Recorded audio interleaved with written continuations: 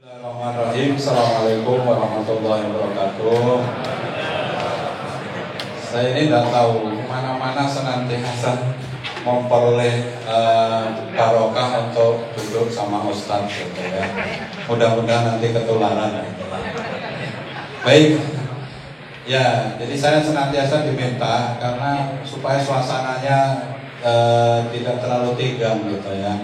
Nah jadi saya yang minta untuk kemarin di Fakultas Teknik juga Pak Dekannya tidak berkenan untuk maju, saya yang didorong, alhamdulillah. Baik, Bapak Ibu yang saya hormati, tadi sudah diperkenalkan dan tidak perlu diberi pengantar karena background saya adalah psikologi. Kalau nanti saya membutuhkan pengantar adalah psikologi Islam, bukan menjadi background Indonesia. Pak Karim dipersilakan. Baik, Bapak Ibu sekalian, bismillahirrahmanirrahim. Assalamualaikum warahmatullahi wabarakatuh. Alhamdulillahirabbil alamin. Allahumma shalli ala Muhammad wa ala ali Muhammad. Bapak Ibu sekalian, ini akan terdiri dari 3 bab. Makan waktu kira-kira 30 menit habis itu selesai. Dan untuk menyatakan rasa bahagia dan syukur saya dulu Pak, bolak-balik ngajar ke UGM, tapi kuliah informal anak-anak ekonomi Islam. Tiap hari Minggu pasti terbang, minum dulu di Hotel Isiro, dekat Selokan Mataram, yang murah itu. Akbar yang ngatur. Makan tongseng di depannya balik ke depan. Jadi saya merasa gembira sekali. Tadi panggil mana ruang 101 mana, benar nggak? Ternyata udah banyak berubah juga sih. Jadi untuk sebagai rasa syukur saya, maka pada malam hari ini nanti akan banyak kuis. Apabila bisa menjawab kuis dengan benar, maka akan mendapat hadiah gocap. Oke. Bab pertama kita mau bicara tentang ini hasil kajian antara Bank Indonesia dan MUI.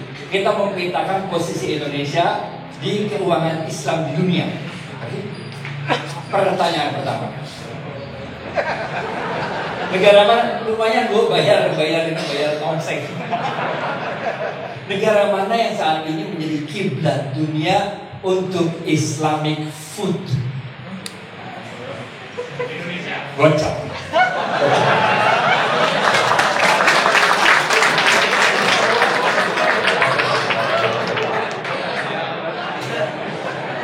Indonesia, Bapak Ibu sekalian.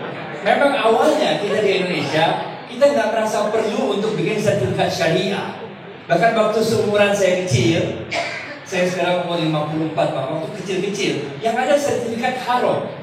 Kalau Bapak Ibu masih ingat, dulu waktu kecil nggak ada sertifikat halal. Adanya kalau dia mengandung babi pakai cap warna merah, mengandung babi. Ingat ya waktu kita kecil dulu.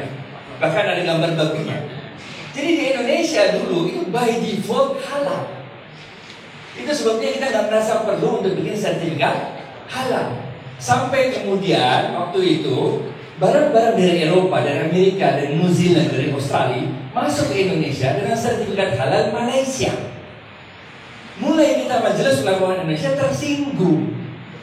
Kok negara yang 200 lebih juta orang ini agamanya Islam, kenapa barang yang diimpor itu sertifikat halal Malaysia yang orang Islamnya kira-kira cuma 15 juta.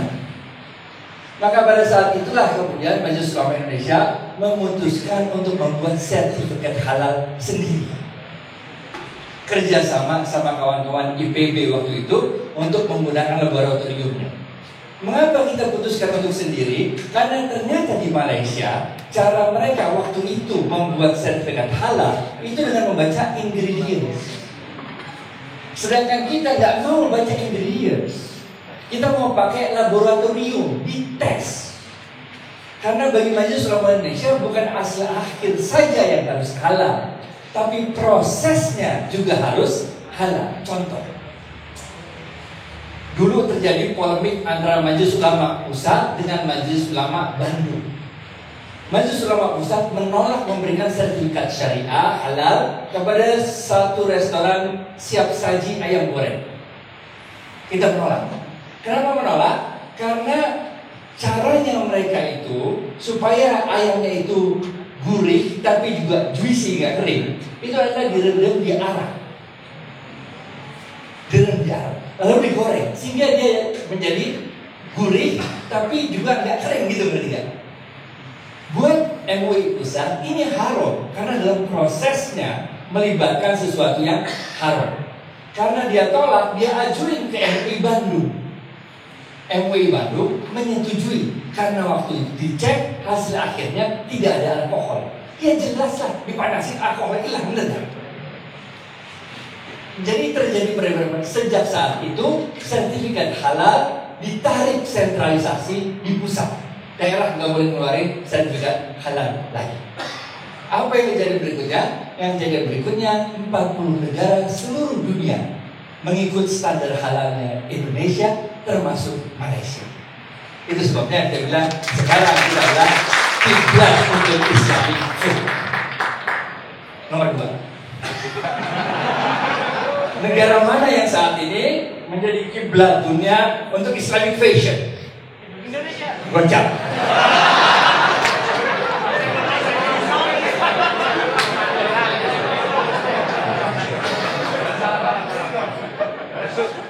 Khusus mahasiswa. Saya dulu waktu mahasiswa di Bogor gitu juga. Jadi mahasiswa Bogor itu pakai strateginya. Walaupun saya sebetulnya anak orang kaya, sebetulnya. Tapi kita dapat duitnya nggak mau ending. Jadi kita kalau makan jam kosong, nggak pernah makan siang, nggak pernah makan malam. Makannya tengah-tengah, makan sore. Nanti kalau malam udah lapar bener, super big. Tiap kali ada orang ulang tahun, tiap kali ada orang kabinet, datang. Karena silaturahim akan apa kata Rasul? Silaturahim akan dan coba.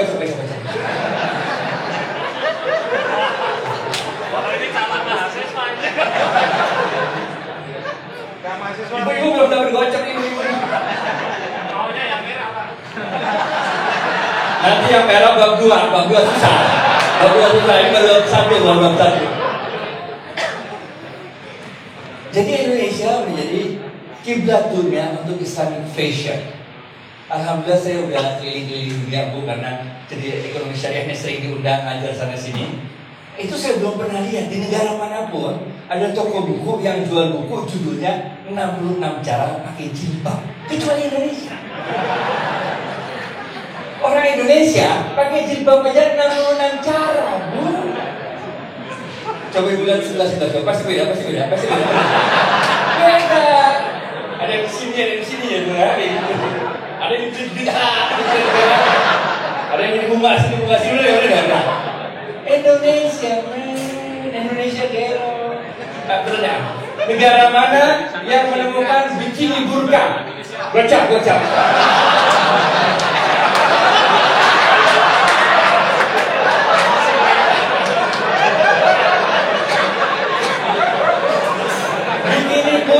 Bikini burka pakai renang cewek. Orang Arab nggak kepikiran bikin kalau baju renang cewek, nggak kepikiran karena dia segregasi. Cewek sebelah sini berenang cowok sebelah sini berenang ada tembok nggak kelihatan, bener nggak? Dan kita kan kalau berenang jarang, Pak. Nggak bisa nyampur. Kalau nyampur gimana cara? Indonesia kreatif bikini burka. Yang kayak ninja itu kan goyangan. Ya buat persoalan bagaimana daerah sini bener. Indonesia kreatif pasti ubah-ubah.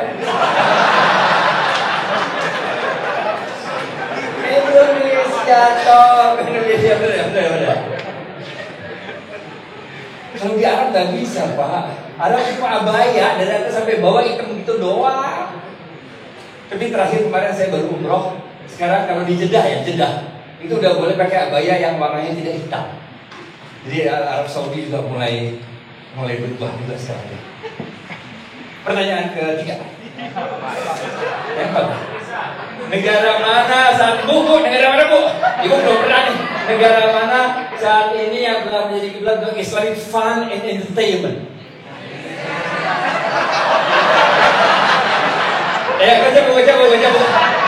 Baca.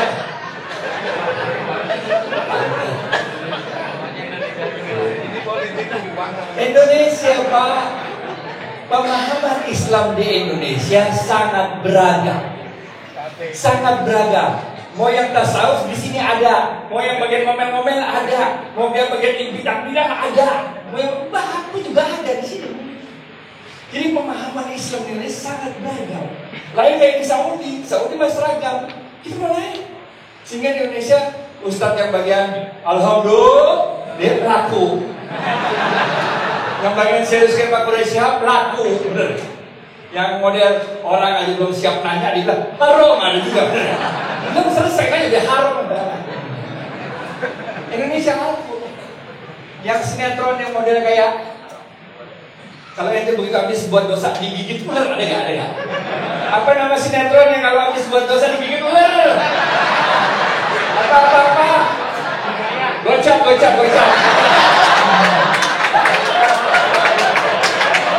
Udah kerja nonton di film ya.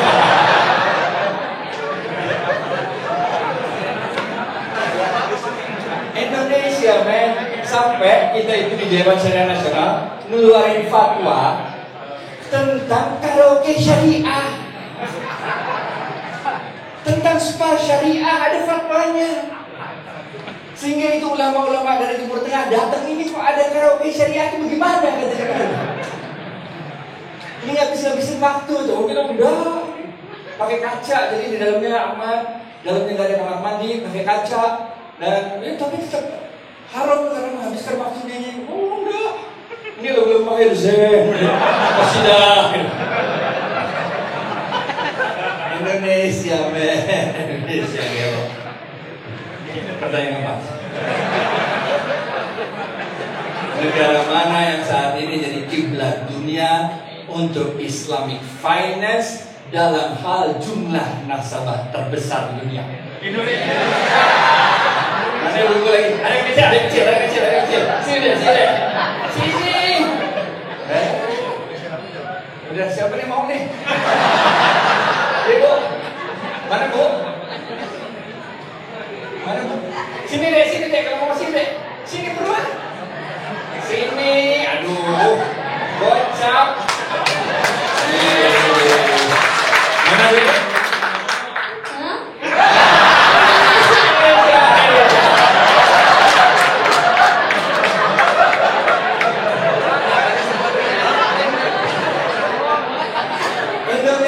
Indonesia Pak, jumlah rekening, pemegang rekening di perbankan syariah saat ini 20 juta orang. Perbankan. Kalau kita jumlahin dengan pemegang rekening di asuransi syariah, reksadana syariah, orang-orang yang main online trading syariah, kalau kita jumlahin lagi pegadaian syariah, jumlahin lagi itu 10 juta. Tambahin lagi sama orang-orang di BMT, Koperasi Syariah 10 juta juga, sehingga totalnya 40 juta orang.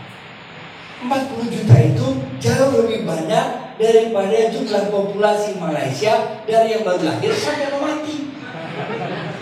Bahkan kalau kita jumlahin dengan populasi Singapura, jumlahin sama Brunei, jumlahin Oman, jumlahin Bahrain, jumlahin Qatar, jumlahin Uni Emirat Arab, masih lebih banyak kita, men. Ini negara gelo.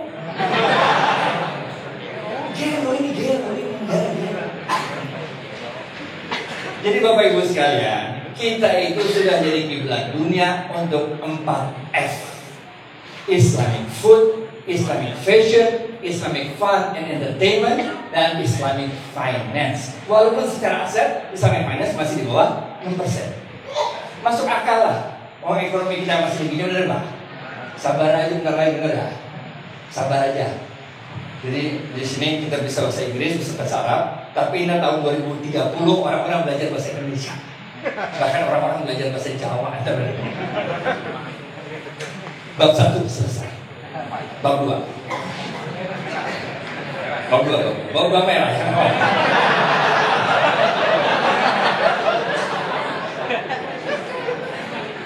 Bagaimana caranya Dewan Syariah Nasional Majelis Ulama Indonesia meng-approach hal ini supaya Indonesia bisa menjadi seperti yang bab 1 tadi? Okay. Untuk itu Dewan Syariah Nasional Majelis Ulama Indonesia mengaplikasikan 4 kaidah fikih. Air merah. Kaidah pertama. Kaidah pertama yang digunakan berbunyi yang bisa melanjutkannya cepet. Ma la yudraku kulluhu. Cepet. Bisa?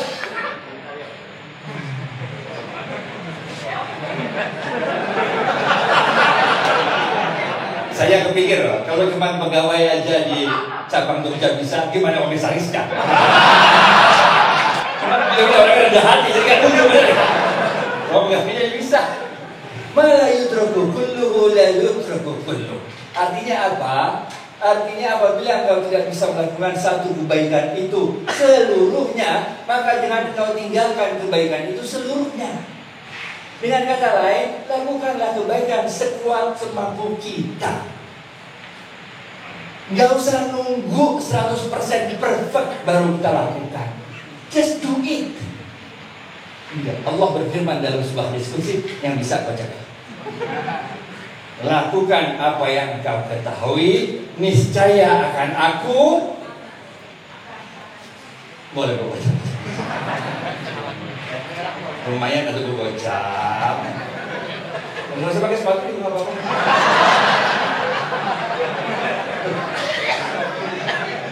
Kemana lewatnya? Amalkan apa yang kau ketahui, niscaya akan aku beritahu apa yang kau tidak ketahui. Just do it. Waktu kita merdeka dulu, apa yang kita ngerti? Presidensial kayak parlementer, apa sih kagak ngerti, men? Mobil kada nggak kepikiran. Yang penting merdeka, gitu aja. Hal-hal menyangkut hal lain diselesaikan oleh tempo sesingkat-singkatnya. Yang penting merdeka. Kemarin dulu waktu di Fakultas Ekonomi UI, peningan mau bikin apa enggak prodi kalau bisa. Lah saya bilang nggak usah lah mikir lama, bener gak? Bikin aja lama-lama juga bisa, bener gak? Dulu waktu Bang Muamalah tahun 92 berdiri, emang ibu sangka kita ngerti? Nggak ngerti, Bu. Pegawai 132 orang, tidak satu pun yang ngerti bank syariah kecuali Muhammad Syafi'atun. 131 orangnya kagak yang ngerti, sama sekali nggak ngerti. Ngerti apa? Wujudnya belum pernah ada, benar gak? Apa kita nunggu sampai orang pada ngerti? Nggak usah, bikin aja, lama-lama juga ngerti gitu aja. Jadi untuk FE, B, UGM, nggak usah nunggu ngerti Pak, bikin aja Pak.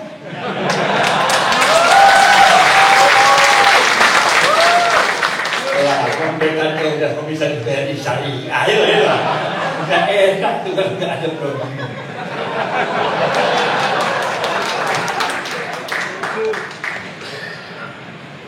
Ma la yudraku kulluhu la yudraku kulluh. Lakukanlah semampu kita. Nggak usah nunggu sempurna dulu. Lama-lama juga bakalan sempurna. Bahwa bank syariah banyak salahnya sana sini, wajar, men. Udah kita training lama-lama, diajarin mudharabah, musyarakah, mudharabah. Ya namanya juga orang ujian, dan ujian supaya dia lulus doang, Pak. Lulus, begitu jadi pegawai, ada orang nanya, pertamanya dia ajarin sesuai dengan petunjuk pelatihan, bener gak? Kalau orang yang nanya terus, dia habis ilmunya, bener gak? Ya udah dia bilang ini kira-kira sama dengan bank syariah, Bu. Ini kira-kira sama dengan bank konvensional, cuma di sana nama di bunga, di sini margin, gitu aja. Itu loh bedanya, kurang lebih dah, gitu bener gak? Kalau dia cuma training 2 minggu bisa apa? Saya dulu gitu juga. Intinya gini, kalau kita nggak mau kelihatan bego di mata orang, maka gunakanlah bahasa yang dimengerti oleh orang lain. Kalau di bahasa Inggris, kita bahasa Inggris. Di bahasa Arab, kita bahasa Arab, gitu ya. Kalau dipakai bahasa ekonomi, kita pakai bahasa ekonomi, gitu ya. Tapi jangan lupa, kalau mau kelihatan pinter, pakailah bahasa yang tidak dimengerti oleh orang. Iya. Iya. Gitu caranya. Maka itu kalau saya tulis jurnal artikel, keterima Pak. Jarang melesetnya itu saya nggak diterima, itu jarang meleset kalau saya. Caranya gimana? Bikin formula matematika yang banyak supaya orang yang ngerti matematika, ini keren, bener. Udah daftar dulu, belajar lagi macam-macam. Jangan ente bilang ini Irving Fisher, investor PT, jangan. Itu mah anak semester 1 bener gak? Pakai hukum Archimedes. Yang gak diajarin fakultas ekonomi, ngerti ya? Sama juga itu. Bercanda berhubung. Di bawah equation matematika itu ajar bahasa Arab yang di dalam kaidah usul fikih singkatan. Ngerti gak? Pertama, yang kagak ngerti matematika merasa tulisan kita hebat. Kedua, yang ngerti matematika tapi nggak ngerti usul fikih merasa tulisan itu hebat. Yang ngerti usul fikih nggak ngerti matematika, udah kita tidak pintar. Ngerti ya? Gitu kan? Maka kaidah yang kedua berbunyi likulli maqam wa likulli maqam. Cepet. Udah banyak santrinya saya. Imam masih Pak. Apa? Likulli maqam maqal wa likulli maqal maqam. Bicara kepada orang sesuai dengan tingkat pemahamannya. Waktu saya berpulang dari Amerika, gelar 4, saya nggak bego-bego amat, udah jelas sebenarnya kelas 4 dulu. Tapi nggak pernah kerja di bank, Pak, sebelumnya nggak pernah. Dan bank muamalat bukan bank devisa, sehingga saya nggak ngerti LC, letter of credit, nggak ngerti waktu itu. Udah pulang di Indonesia, kerja di bank muamalat, disuruh ngerangin bank syariah di hadapan para banker konvensional. Rame kayak gini, udah kumpul rame-rame, udah saya terangin deh. Saya medok-medokin bahasa Arabnya. Mudharabah, musyarabah, al-murabahah, al-idarah, muntah. Pokoknya orang semua terpesona dah. Ini banker muda kok keren banget ya. Tahu-tahu ada satu orang yang angkat tangan, Pak Adi, di bank syariah ada LC apa kagak? Nah saya nggak ngerti LC. Nah kalau saya jujur, qulu qawlan sadida. Saya bilang nggak ngerti, saya jadi bego, bener ya? Jadi kayak malam Pak, udah bisa tahu nggak ngerti sih. Malam kempes, bener ya? Ini waktu dia tanya apakah di bank syariah ada LC apa enggak, saya dengan yakin jawab ada. Tapi kalau di bank syariah namanya bukan LC, di bank syariah namanya Edabong Bengon.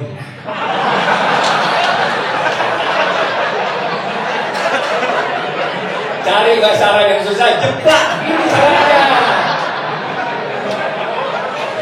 Yakin jauh sih kayaknya juga Bengon. Dan terus dia kan nanya lagi, kayak apa itu Pak Indom Bengon? Ente jangan jawab ini ilmu tajwid pun jangan sampai gua aja dulu ya. Terus waktu dia tanya apa itu kopi guna, kita tanya balik apa itu LC Pak. Dia terangin LC ada 4 jenis, standby LC, user LC. Dengerin aja, yang penting muka yang berubah. Oh itu. Dia udah terangin panjang lebar, baru kita bilang kalau itu namanya bukan Edgom Bengon. Nah, kalau itu namanya kafalah bil ujroh. Bener ya? Lu cari lagi yang susah, lu jeplak. Ini kaidah yang ketiga. Itu sebabnya pendekatan DSN kita nggak pernah punya ide membuat BI syariah, nggak pernah.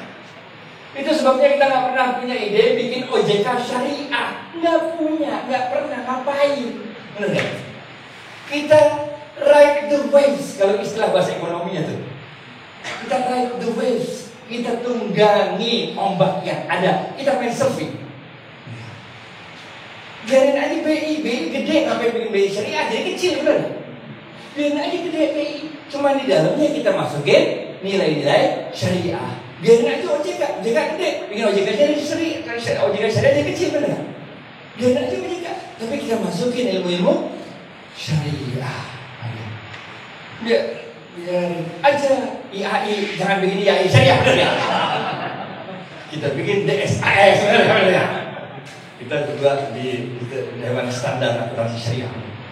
Jangan jadi ilmunya ilmu khas Indonesia.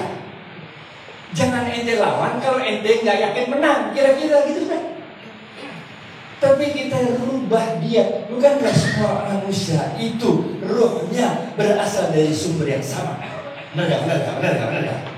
Bukan terserah orang jahat, orang baik, orang Islam, orang Islam, tapi ruhnya berasal dari satu sumber yang sama, Allah Azza wa Jalla. Benar. Itu strateginya. Kaidah ketiga. Tafriqul halal. Tafriqul halal. Ada yang tahu? Oke. Tafriqul halal 'anil haram. B. Tafriqul halal. La. Ada B.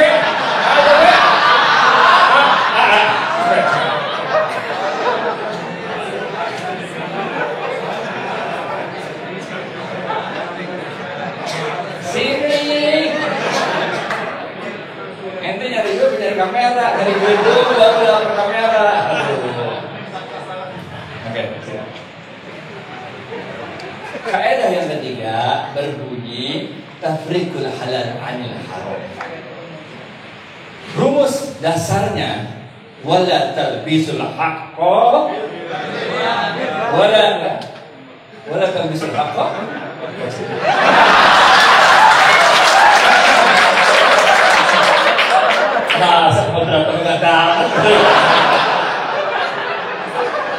Rumus asalnya, dan janganlah engkau campur yang hak dan yang batil. Kalau halal sama haram dicampur sama dengan haram. Ngerti gak? Ada satu panci sop kambing, ente cemplungin babi segini, maka keseluruhan sop kambing satu panci menjadi haram. Tapi kalau kita pakai kaidah yang itu, nggak jalan. Ingat kaidah yang pertama, malah yusrofu buluhu. Kalau kita pakai kaidah yang itu, nggak jalan, men. Orang nyampur semua di Indonesia, bener. Maka kita pakai kaidah yang khusus, yaitu apa? Kalau halal dicampur haram, sama dengan haram. Itu rumus pertama, general rule. Specific rule, kalau halal campur haram, kemudian yang haram bisa dipisah dengan yang halal, maka hasil akhirnya yang halal kembali halal, yang haram kembali haram. Ngerti gak? Nyambung belum? Agak susah ya? Kasih contoh biar ngerti. Kopi luwak. Ada orang datang ke Majelis Ulama Indonesia, minta fatwa tentang kopi luwak. Ya kita pening, bener gak? Kopi luwak yang halal aja kita bilang, bukan ini Ustaz, kita bukan kayak ini ada kopi dimakan luwak, masuk perutnya, lalu pret. Pertanyaan, kopi yang pret ini halal apa haram, bener gak? Nah, kita mulai pening juga, bener gak? Apa pertanyaan kita ke mereka? Pertanyaan kita adalah, kopi yang keluar pret itu utuh atau hancur? Itu pertanyaannya. Kalau dia utuh namanya apa? Kopi. Kalau kopi hukumnya halal. Kalau dia hancur namanya pret. Kalau pret hukumnya haram. Ngerti gak? Bagaimana kalau nyampur? Kita tanya lagi, bisa dipisah gak? Bisa dicuci. Ya udah, muncul fatwa kopi luwak hukumnya halal. Ini contoh penerapan kaidahnya. Oke. Kaidah yang keempat, terakhir, bab 2 habis. Al-ibratu bil ma'ani. Google Pak. Kalian tahu? A. Al-ibratu bil ma'ani wala bil mabani. B. Al-ibratu bil ma'ani wa bocor.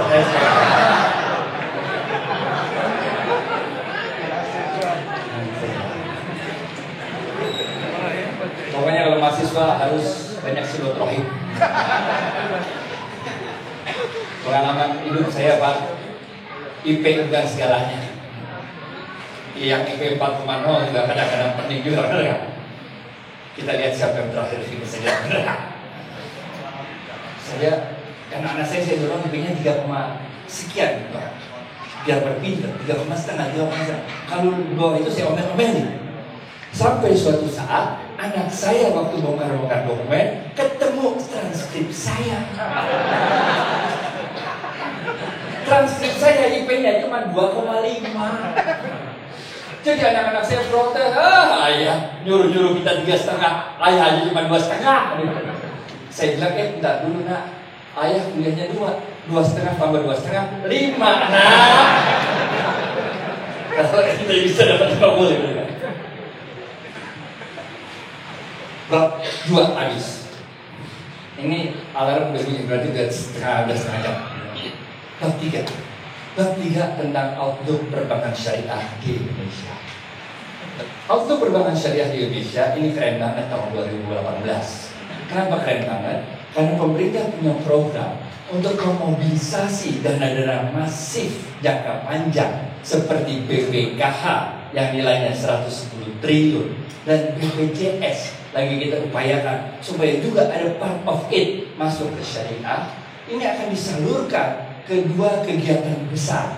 Yang pertama pembangunan infrastruktur dan yang kedua adalah program mikro untuk orang-orang miskin.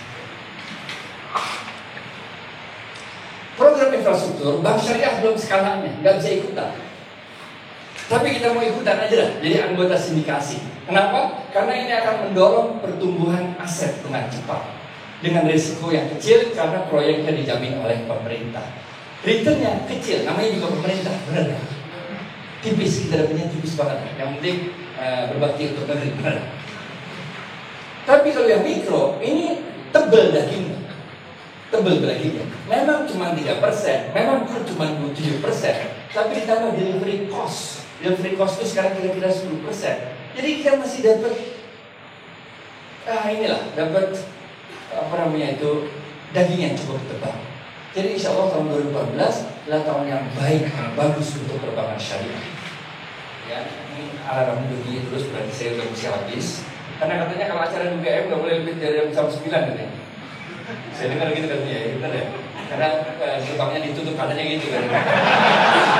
Jadi saya udah bisikin yang lebih dari jam 9 di gerbang itu.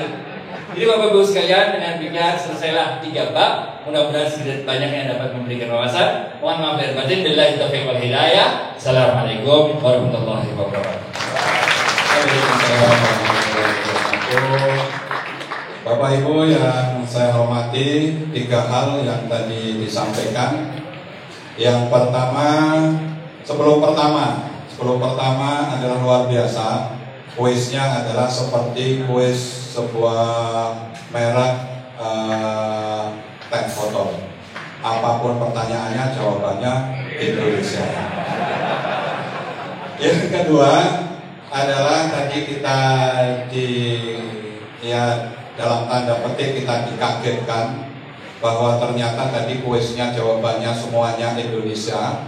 Karena setiap saat kita senantiasa memperoleh berita-berita tentang masalah korupsi, sekarang tentang masalah sabu-sabu 1,6 3 ton dan sebagainya.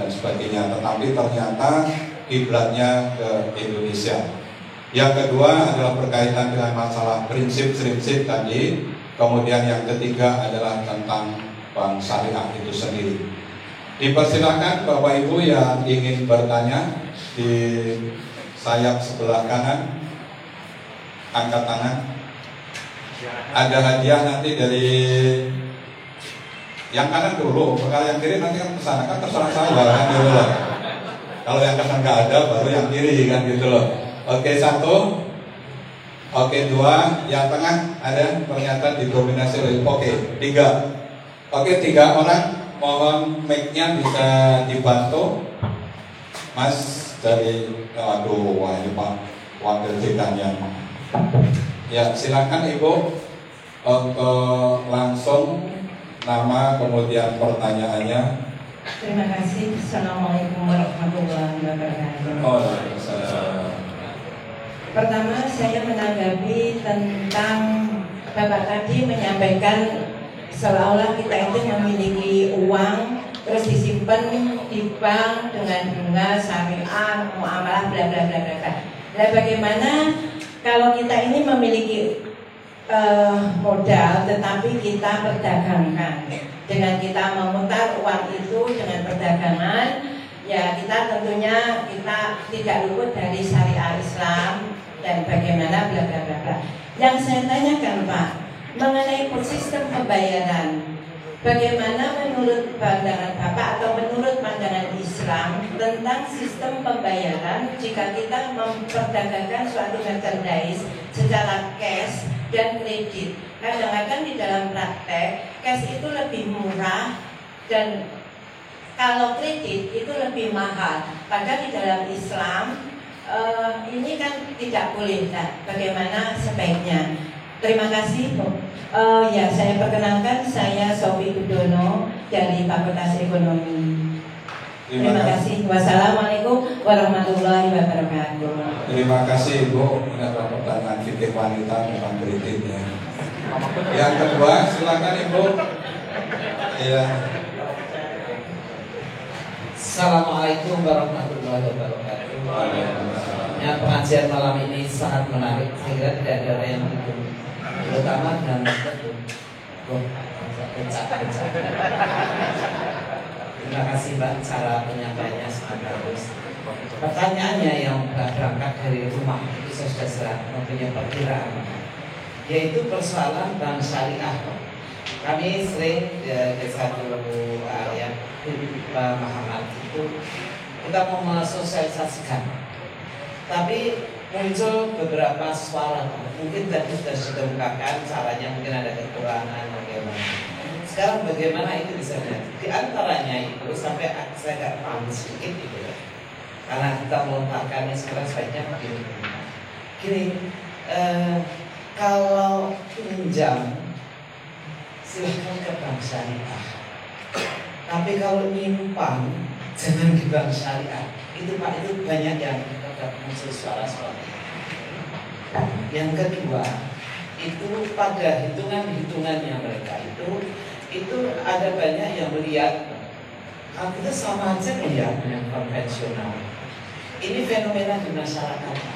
Bagaimana kita mensosialisasikan sehingga tidak muncul hal-hal semacam itu. Ini aja Pak, terima kasih. Assalamualaikum warahmatullahi wabarakatuh. Yang terakhir,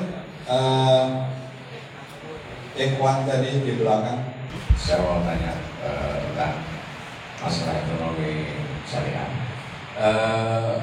Fenomena tadi dikatakan bahwa salah satu penyebab terhadap ini adalah banyaknya BNT, ada 10 juta dan sebagainya. Yang perlu kami tanyakan adalah BNT adalah sebuah ekonomi syariah yang berangkat dari masyarakat bawah, bukan dari atas, non bank. Cuma kemudian yang menjadi fenomena di lapangan adalah terjadi banyak permasalahan yang cukup pelik karena masalah regulasi. Bagaimana menurut Bapak regulasi yang pas? Selama ini BNT itu secara legal tidak legal. Nggak ada pemerintah Indonesia itu memberikan legalitas BNT statusnya sebagai apa. Yang ada adalah sebuah koperasi. Padahal koperasi sangat jauh berbeda filosofi dengan sebuah BNT. Sehingga pimpinan di lapangan teman-teman BNT itu menjadi sangat kesulitan untuk bergerak. Karena kalau dia nggak siap dengan regulasi yang baik, dia bisa dianggap sebagai bank liar, pencet gitu ya. Padahal dia semangatnya sistemnya ekonomi syariah. Nah, bagaimana menurut Bapak sebaiknya bagaimana biar BNT itu yang memang berangkat dari kecil, dia bukan dari atasan, dari itu secara regulasi bisa diterima. Walaupun sebenarnya secara semangat semuanya banyak berangkat ke BNT, tapi regulasi tuntas sampai sekarang belum bisa mengatur secara baik dan cukup kesulitan, nggak bisa berkembang dengan baik. Mungkin saya sampaikan. Terima kasih. Terima kasih. Ada 3 pertanyaan, dipersilakan. Pertama tadi Masalah fikih wanita, mencicil Pak. Jadi antara cash sama itu khas Indonesia Pak. Ya, di dalam ilmu fikih ada kaidah yang berbunyinya az-zamanu hissatun minas zaman. Artinya menjual dengan cicilan itu boleh lebih tinggi harganya dibandingkan kalau menjual dengan tunai. Yang nggak boleh itu minjemin duit. Yang nggak boleh itu gini nih, kalau kita minjemin duit dalam Islam, kalau kita minjemin gocap, maka 3 hal haram bagi orang lendernya itu, bagi orang yang minjemin duitnya. Yang pertama haram minta lebih. Jadi kita pinjamin gocap, kita bilang kalau bayar cepet, ini haram. Yang kedua haram bagi si lender Dia minjemin 50.000, dia nggak ngomong minta lebih. Tapi orang yang dipinjemi mengatakan, nanti saya akan bayar 100.000, juga haram. Nanti. Minta haram, dijanjiin juga haram. Yang ketiga, nggak ada ngomong apa-apa, diam sama diam, tapi pakai bahasa isyarat. Haram juga. Itu kalau dari sisi lender, karena rumusnya kullu qardin jara naf'an fa huwa riba. Dari sisi borrower, hadisnya beda. Bagi peminjam, hadisnya bunyinya khairukum ahsanukum qada'a. Yang paling baik di antara kamu adalah yang ketika ngelunasin utangnya yang 50.000 itu dilebihin. Sunnah hukumnya bayar lebih bagi borrower. Haram hukumnya bagi lender, minta lebih, dijanji lebih, atau pakai bahasa isyarat untuk bayar lebih. Ngerti kan? Paham ya? Jadi Pak, kalau minjemin duit 50.000, dia mau ngomong ya, shh. Kalau ngomong jadi haram. Diam aja, diam lah. Ya assalamualaikum, waalaikumsalam, terus baru ingat-ingat sunnahnya.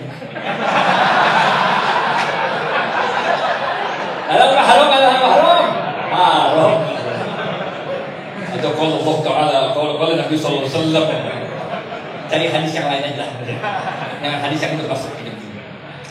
Jadi kalau urusan pinjam duit emang nggak boleh lebih. Tapi kalau jual barang bro, itu boleh. Kalau bayarnya 3 bulan 5 juta, kalau bayarnya tunai 4,5 juta. Pilih yang salah satu yang mana. Kalau dia cuma jawab setuju, haram, berarti bukan haram riba, tapi haram gorong. Ngerti? Aku jual handphone ini seharga 5 juta, seharga 3 bulan bayar 4,5 juta, tunai, setuju. Halal apa haram? Haram. Bukan karena haram riba, tapi karena haram goror. Nggak jelas ente setuju yang mana. Ngerti? Sama kayak ibu punya anak 2, bapak punya anak 2. Satu si Tia, satu si Ati. Benar gak? Lalu aku nikahkan anakku yang namanya Ati atau Tia dengan mas kawin 4 gram dibayar tunai. Dijawab, aku terima nikahnya anakmu. Halal apa haram? Haram. Gak jelas mau kawin sama siapa. Ngerti gak? Kalau dia bilang, aku terima nikahnya anak-anakmu. Halal apa haram?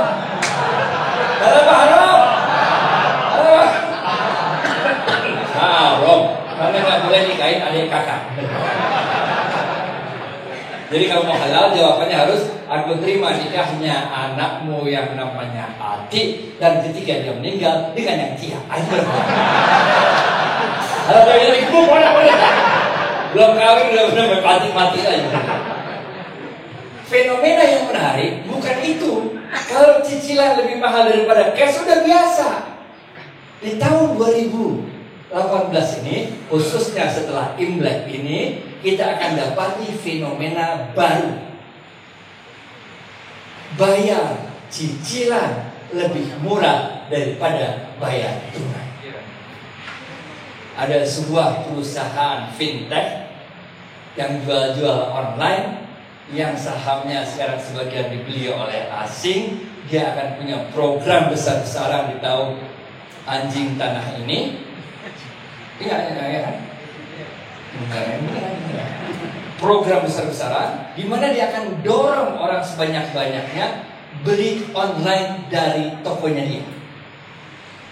Caranya gimana? Caranya kalau beli online dari dia itu lebih murah daripada beli di toko-toko. Mau beli handphone di Jogja di mana ya? Kalau Jakarta mah ITC Kuningan ya. Kalau di sini di mana yang bagian jual handphone di mana? Amplas. Baru mau plaza berapa? Kalau ente beli iPhone yang baru mau plaza 12 juta, kalau beli online cuma 10 juta. Kira-kira ente beli yang 12 sampai yang 10? 10. Kira-kira toko offline kira-kira susah gak hidupnya nih? Susah. Supaya nggak susah, ikutlah jualan melalui online kan? Ngerti gak? It's all about business. Ini urusan FEB. Ini taktik dagang. Dia buat kayak begitu, dia kasih biaya promosi gede-gedean. Supaya apa? Supaya orang belinya ke dia. yang jualan offline akan kesusahan. Supaya nggak susah, lu ikut jualan jadi vendor gue, jadi pertanian gue nanti ya. Pertanyaan satu selesai. Pertanyaan dua mengenai oke. Iya, bank syariah, Bu. Kita terangin aja beda bank syariah, apa bedanya segala macam. Intinya kalau bank syariah ini kan ada uang, ada barang. Ma'qud alaih kalau bahasa Arabnya. Sehingga dia tidak bubble ekonomi kalau bahasa kerennya. Enggak uang dengan uang, uang dengan uang, uang dengan uang, uang dengan barang, barang dengan uang, uang dengan barang, gitu ya terus. Uang dengan jasa, jasa. Kita terangin aja, Bu. Tapi kalau kita udah capek terangin, dia masih bilang juga, ya kalau gitu sama aja gitu. Karena itu orang yang model begitu ada tuh. Saya seminar sama Ustadz, sahabat saya, Ustadznya sahabat saya. Sama-sama Ustadz, men. Sama-sama Ustadz dan sahabat saya, sahabat saya. Saya bilang beda, bank syariah sama bank nasional, dia bilang sama. Udah seminar 2 jam, moderator bilang silakan kata penutupan dari panelis. Saya terangin kata penutupan, nggak boleh mana bank syariah berbeda dengan bank nasional. Marilah kita gunakan bank syariah semampu kita masing-masing. Nggak bisa pindahin seluruhnya, semampunya pindahin ke bank syariah sebenarnya. Habis saya dia kan, ya sekarang giliran Ustadz kan. Apa dia bilang? Dengan penjelasan Pak Dewarman selama 2 jam ini, semakin yakinlah saya bahwa bank syariah sama saja dengan bank konvensional. Lah, udah 2 jam begitu, saya bilang lagi moderator saya tambahin dikit dah. Saya setuju dengan Ustaz bahwa bank syariah sama saja dengan bank konvensional. Oleh karena itu, gunakanlah bank syariah.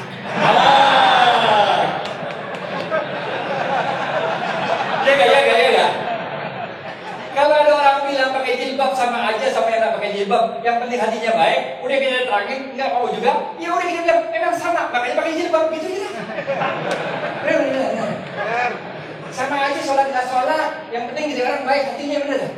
Udah kita terangin ini Sidratul Muntaha lah, udah komplit Isra Mi'raj kita terangin, agak mempan juga, ya udah nggak boleh yang sama dah, makanya sholat bener ya.